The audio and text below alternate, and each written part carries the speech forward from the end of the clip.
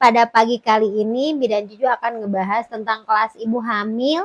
Kelas ibu hamilnya masih di trimester 1 ya, berarti udah beberapa hari nih Bidan Juju nyeplok aja di trimester 1. Nggak apa-apa ya, karena ternyata di trimester 1 aja masih banyak kita bahas. Nah, kelas ibu hamil tuh Bidan Juju ngambil referensinya dari sini. Kenapa ngambil referensinya yang sesederhana mungkin dari buku KIA? Karena kita biar bisa memberdayakan diri untuk membaca buku KIA.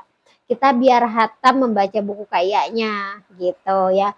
Karena kadang membaca itu adalah sesuatu yang sangat susah sekali. Ya, yuk kita membaca bareng Bidan Juju di trimester 1. Nah, di sini di halaman 8 silahkan buka ya. Di sini tuh ada masalah lain pada kehamilan, masalah lain. Kemarin kan tanda bahaya. Nah, sekarang mah masalah lain pada kehamilan. Yang pertama adalah batuk lama lebih dari 2 minggu. Nah, batuk lama lebih dari 2 minggu itu dicurigai kita itu ada tanda gejala TB paru. Nah, silahkan diperiksakan, silahkan dikonsultasikan. Boleh dengan bu bidannya, boleh langsung ke dokter. Oke. Yang selanjutnya demam menggigil dan berkeringat bila ibu berada di daerah endemis malaria menunjukkan adanya gejala penyakit malaria. Nah, ini mah untuk yang endemis malaria gitu kan. Berarti kan karena demamnya menggigil dan emang tinggi banget demamnya, silahkan diperiksakan. Karena kalau di daerah endemis malaria itu menandakan tanda gejala malaria. Yang selanjutnya adalah diare berulang. Diarenya berulang hampir tiap bulan, diare sehat, diare lagi. Nah, ini pun harus diperiksakan. Ada apa kok sampai diarenya berulang kayak gitu ya. Yang selanjutnya adalah jantung berdebar-debar atau nyeri di dada. Nah, ini juga dikhawatirkan kita ada penyakit jantung. Nah, salah satu tandanya adalah jantung berdebar dan juga nyeri dada. Apabila dibawa aktivitas, dadanya makin nyeri, jantungnya makin berdebar. Nah, silahkan diperiksakan untuk memastikan. Tapi keluhan-keluhan yang Bu Bidan sebutin tadi belum juga itu tuh termasuk ke jantung. Makanya harus diperiksakan biar dokter lah yang memastikan ada apa dan kenapa ya.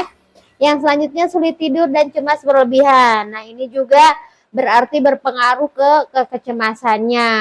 Masuk ke kecemasan versi gimana? Ya, sebaiknya kalau ngerasa cemasnya sampai berlebihan, susah tidur, silahkan diperiksakan ya. Oke. Yang selanjutnya tentang perawatan sehari-hari ibu hamil.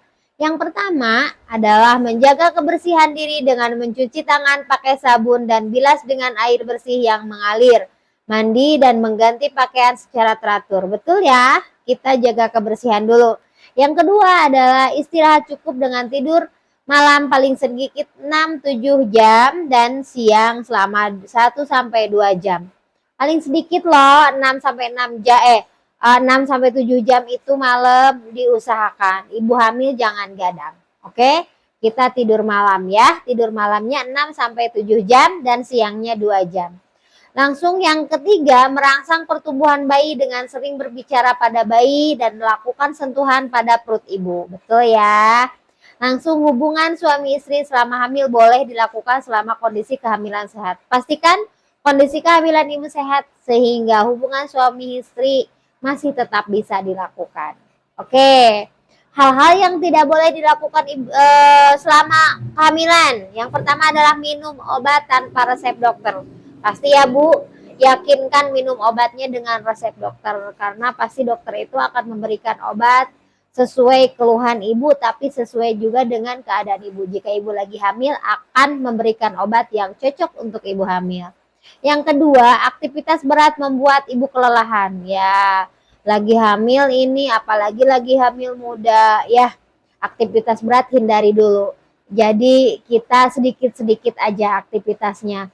Bu Bidan, tapi aktivitasku tuh berat. Ya, berarti kita mulai tunda atau kita mulai perlahan untuk melakukannya.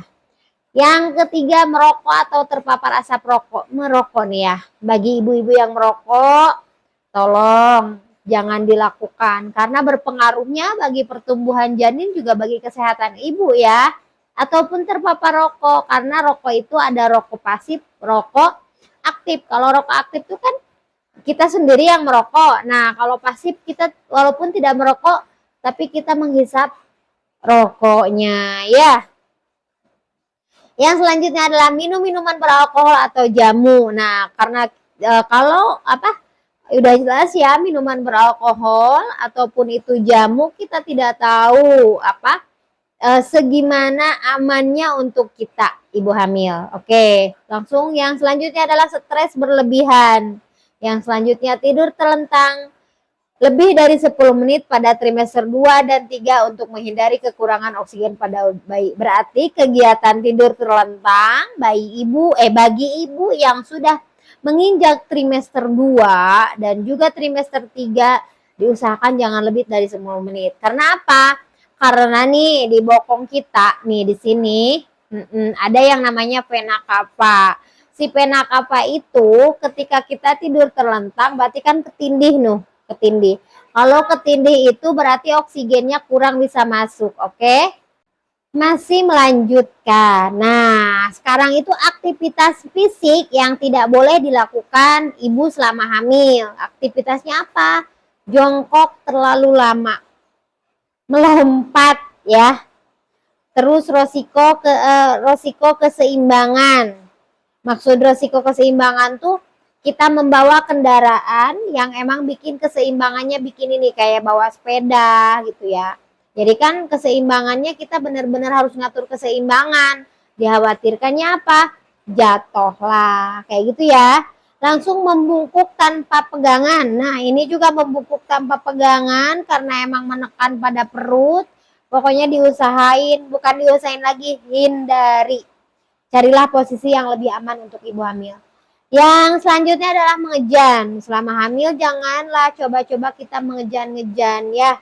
Karena emang dikhawatirkannya, ya emang ketika mengejan si otot-otot perut pasti bakal turun ke bawah maksudnya. Jadi mengajak melakukan janan kayak gitu. Oke, jadi kelas ibu hamil pada pagi kali ini dari mulai masalah lain pada kehamilan, perawatan sehari-hari ibu hamil, dan juga aktivitas fisik yang tidak boleh dilakukan selama hamil. Nah, mudah-mudahan ibu hamil udah mulai aware, mulai waspada dari yang disebutin tadi, dan kita juga mulai aware gimana caranya melakukan perawatan diri. Oke? Semangat, karena kehamilan itu adalah masa keemasan seorang ibu.